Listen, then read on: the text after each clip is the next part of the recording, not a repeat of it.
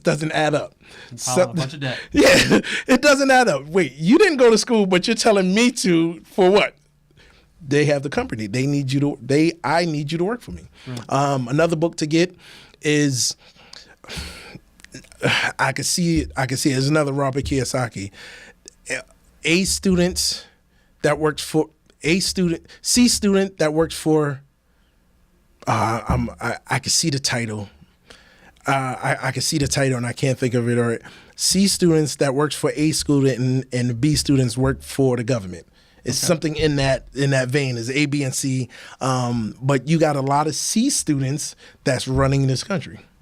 Or I should not even running the business. Sure. Because they was the dreamers. They was the one that was in the back of the class drawing, have the ideas and I could do that. But they hire all the A students.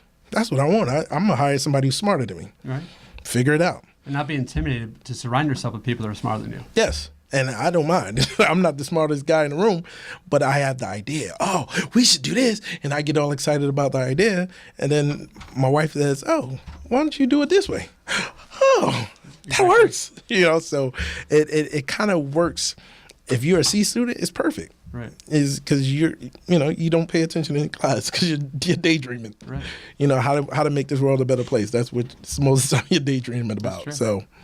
I was thinking big. Yes, and that's what you have to do. Excellent.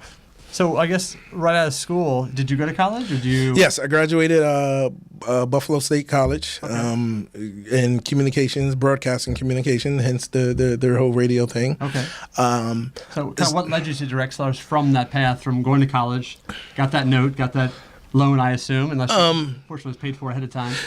So what did you do after college to get you where you are today? What did you learn from that process? What I did, when I got into radio and started doing radio right from college, it taught me when you are a DJ and going to parties and doing the parties and DJing the parties and on the radio, it taught me I had to promote myself. Right. The radio station is going to promote you to a point, but everything else is on you. Right. So you're trying to make a name for yourself as the best guy to rock a party. Right. Come to my club, come to the club because I'm going to rock the party. So it taught me, and at the time did not know it was teaching me that, but it was teaching me how to become a marketer, right. How to market yourself, and build a business. I didn't know that at the time. Too, ultimately. Had no clue. I was just out there just trying to make a name for myself for I could have 1,000 people coming into my party. That's all I cared about because I know if I had 1,000 people, my night is going to be good. I'm going to walk away, with a nice, good chunk change in my pocket. Sure. Because sometimes if the night was bad, the promoters, we didn't make a lot of money and I don't want to hear that. Pay me. Right, exactly. But sometimes you will work with them, and especially if it's a new club, you will work them. But if you got 1,000 people in there and you partying with 1,000 people, your money is good. So that's what that taught me at a young age, at 25, I would think probably 24, 25, somewhere around there. That's what it taught me. So I always went into fields that I was able to control my own destiny, so to speak. Even a financial advisor, I might have worked for Edward Jones and Wells Fargo, but it was up to me because I had to find clients. Mm-hmm. Because every single month is back to zero. I got to continue to find clients every single month. So give us an example. I think a lot of people can relate to that, again, that hunter mentality, eat what you kill. Tell me something you've done that most people in your office, most people would never do it, but you did it. And because you did it, that's what made you successful. One of the philosophies in being a financial advisor at Edward Jones, but no other firm does this, is you have to door knock. Go to people's front door and door knock 25 contacts a day. Wow. So every single day, I would wake up, take the kids, at the time my son in school, and I would be at your door at 7 a.m, knocking on doors. Introducing myself. Hey, my name is Louis Sheppard. I'm with Wells Fargo. I'm with Edward Jones right up the street. Just wanted to introduce myself. I help individuals with their retirements. Here's my card. I got some great investment ideas. Here's an idea for you that might work into your investment. If it is, just give me a call. That was my spiel. Yeah, door to door, and I did that from 7. I would start at 6:45 to 7. And I would go all the way until 10, go to the office, do some, check my emails, phones, the morning stuff, and then I would be back out there around about 3 o'clock. After, you got lunch meetings and things like that. But I would probably go back about 3:30 and do it again. And how many clients do you think you got attain per day based on that process? 2. 2. The whole goal was to do 25. I always try to reach 30 to contact 30. So if you're trying to contact 30, that's almost 60 doors, 60, 70 doors that you just got to knock. Right. So even 14 maybe no's, so you get that one yes. Yes. So to speak. And out of those, out of the 10 that I would contact, in that frame, 2 would be probably come clients. I see. And I was like, oh, yeah, I can do 2. You think about it. If you an all-star in baseball, all you got to go is 3 for 10. That's true. You're an all-star. So what do you think is the challenge people have? They're afraid of rejection. They can't handle rejection. Mm-hmm. What do you think stops more people from being successful? If it just takes, a fortitude to handle the rejection and to get out there and knock on doors.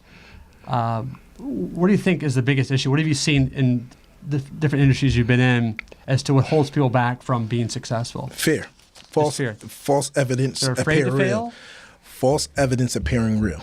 Does that come from school, where if you get a bad grade, yes, your parents give you a hard time? That's where it all stems from. Everything that we do stems from the education system. I'm not putting it down, right. But it's a model that you have to fit into a box. Correct. I give you an example. My son is perfect for that model. He goes to Catholic school. He's perfect for that model, to be in that box, and he's going to excel in that model. So he's that A student that, I could do this, because he's smart. He's smart as a whip. My daughter will not do well in that model because she paints outside the lines.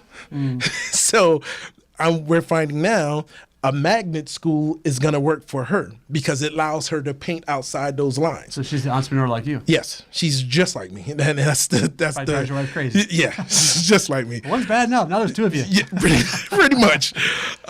So her thinking outside the box, I could relate to her a lot easier than my wife. My wife and her, them two go at it all the time. Right. But I relate to her because I know she doesn't get excited about the destination. She gets excited about the journey, getting there. The journey excites her. Oh, we could do this, we could do it. That's what excites her, because that's exactly excites me. I don't worry about the destination. The excitement of just, okay, how we gonna do this? How we gonna pull this off? Right. That's the excitement part. The problem solving, I would think, as well. Yes. So problems you run into along the journey. Yes. What you're gonna do? How you're gonna overcome it? Collective. Yes. Handling those things, all of that. Panicking, not freaking out. Yes. All of that is the excitement part. Focus on being there at 2 o'clock. Let's get there. We got to get there. All right, we will. Right. But let me go over here. Let me see what's over here. It's all guys does this. If you have a TV, you flip the channels. You flip all through around the channels before you stop. Right. Sometimes my wife, she likes to get to that channel. Oh, I'm watching this. Well, what about the rest of the channels? You got to go through the whole thing. No, I don't want to. I want to watch this. No, go through the whole thing and then come back and then hit that. So that's how what we sometimes that fear of going through that journey. Who wants to go through that journey? Let's just get to the destination. And that's what most people, they just want to get to that destination. No, enjoy the journey. Enjoy the process. You didn't go from nursing to eating Whole Foods overnight. That took a year. That took some years. Sure. You didn't go from coming out the womb and then you just started walking. No, you kicked around and then you crawled and then you got up, you stood up, and then you started walking. It's the process. Everything is a process. From life, from being born to you die is a process. Same as a business. Think as a process. I'm gonna be here today. Tomorrow I'm gonna be here. The next day I'm gonna be here. The next day I'm gonna be here. The next day I'm gonna be here. Then I'm gonna get to my destination. I lost 120 pounds in 15 months. I did not do that in one day. Right. That was a process. 2 pounds a week. You refused to quit. And I didn't quit. 2 pounds a week. When you lose 2 pounds a week, it sounds like nothing. But do that for 6 months. All right. Woo, that kind of adds up. Right. Now then now you're seeing a whole bigger picture. But if you just get mad at the 2 pounds a week, it's just 2 pounds. I ain't moved nowhere. All right, do that a couple of weeks. Do that a couple more weeks and see what happens where you're at. Now the excitement kicks in. Now you're like, oh, here it is. But it's that process of getting there. You gotta divorce yourself from the outcome and marry the process. Once you marry the process, everything wins. You cannot marry the outcome. And I learned that a long time ago in this industry of finance. Don't marry because you'll get frustrated every time because you think you got to sell. You think, this is going to be a big month. And they say no. And you did everything perfectly. You gave them every, perspective, this, you gave them everything what you needed. Well, we decided to go another direction. That's the worst phone call I have. Okay. And I learned that early in my financial advisor career. It was a big number, and my mentor said, I am so glad you didn't get it. Because if you got it, you wouldn't have went through, because it was an easy get. It was easy. And he said, you wouldn't have learned what else, the other things that you needed to learn. Because you would have thought, this is easy. Right. I could do this again. I'm going to find it. And you wouldn't have worked as hard to get your next one. You would have just been looking for the next, next 500,000 commission. Right. So that's when I don't marry the outcome, marry the process. That's where you need to get to. And with the holidays coming up, I'm sure a lot of you are thinking about all the delicious food your family's going to prepare for you, probably eat a little too much. And I think a lot of people get into that New Year's resolution of losing weight. So you're going to hear from Louis firsthand what he did to take off the pounds before you put them on. And that way we can be a little more proactive instead of reactive. So if you don't mind, obviously, as brief as we can, we don't want to take up every detail, but help us understand. I assume part of it's mentality first. The mindset has to be slow, steady progress, avoid some temptations. But can you give us a little bit of a summary on what you did and when you decided, today's the day I'm going to start this? And if you had, off the rocker type days, and what you did to get back on, to help those listeners out there that maybe are a little overweight, or maybe are in good shape right now, but find themselves, their clothes a little snugger, fitting a little more snugly in the last couple weeks, and they will maybe find that over the holidays that is a new feeling for them. So kind of walk them through, when you decided to embrace that change and what you did or how you started. Well, one of the things that was really, like I mentioned earlier, I had my best friend passed away. Okay. He passed away of a heart attack. He's 37 years old. So that was your motivation? That was it. It was not I'm doing it for my family. I'm doing it for this person. I want to stay alive. That was the motivation. That was it. I want to stay alive. Now, what comes out of that is I'm going to be around for the family, and hopefully I see grandkids and things like that. Sure. But the outcome, the purpose was I want to stay alive. End of story. Okay. So it was very selfish. So that was very clear. So what was your first step? What'd you do? And my first step was recognizing it. Once you recognized it, because I went to bodybuilder.com and I saw a guy. I was reading a story from a guy that was my size, my weight, and as he was telling his story, I'm reading the story. He was like, they was on a couch eating chips. As I'm reading the story, what do you think I'm doing? Watching TV, reading chips, like, oh, okay, you're me. Right. So I followed that path, and then one of the things that they have on their website had a 7-day beginning training. Okay. 7 days I did for 2 weeks. Okay. I just went food shopping. I was like, nope, we're not doing this. I'm not getting rid of food, but 2 weeks.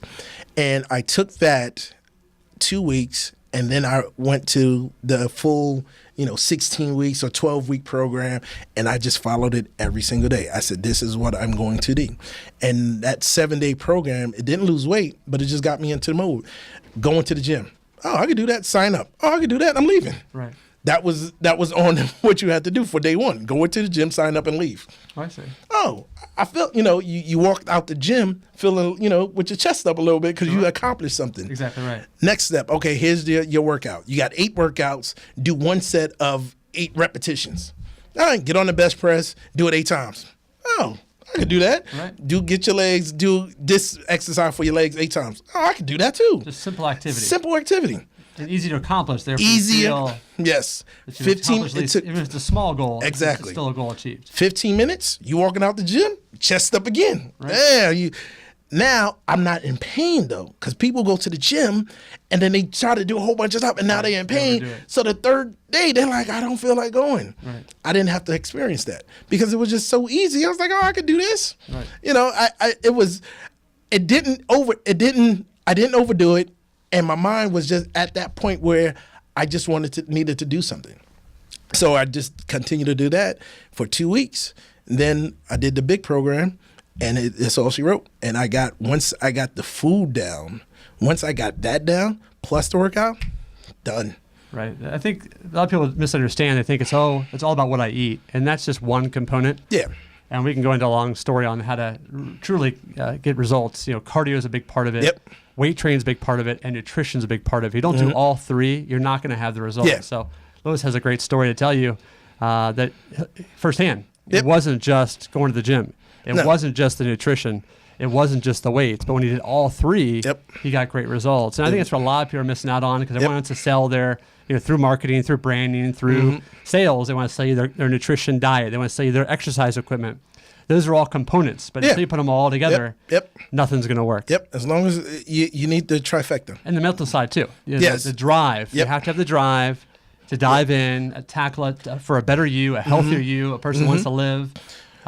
In Lewis's case, he had someone close to him pass away. That was his motivating factor. Hopefully you don't have to experience that in order to motivate you. But for some people, that's all it takes. And I tell you that, why it was so hard on me, because I was 39. My dad died when he was 39. I was about to hit 40 in a few months. He died. He's 37. So all of this rent came all at once. It was all at once. And then especially when I talk about, obesity, when you look at the Black community, we're number one in all of the issues, health, high blood pressure and diabetes. Only thing we're not number one is skin cancer. Okay. But everything else, we're number one in. So we really need to check our health on that. Excellent. Well, Louis, it's been a pleasure having you today. Not a problem. I think we touched on a lot of great topics, and I hope to have you come back again. Anytime. We're always looking for a great co-host, so I'm going to throw it out there. Man, listen, I already accept. You just got to say, right. Lou, you in. I'm already here with you. Excellent. Well, thank you again for listening and watching, for those that are watching on YouTube, and we will get back to you very soon. You're listening to Perky Collar. I'm your host, David M. Frankel. You're tuned in to WDRB Media, the voice of the community, the only station giving you double the information and inspiration. We'll be right back after the break.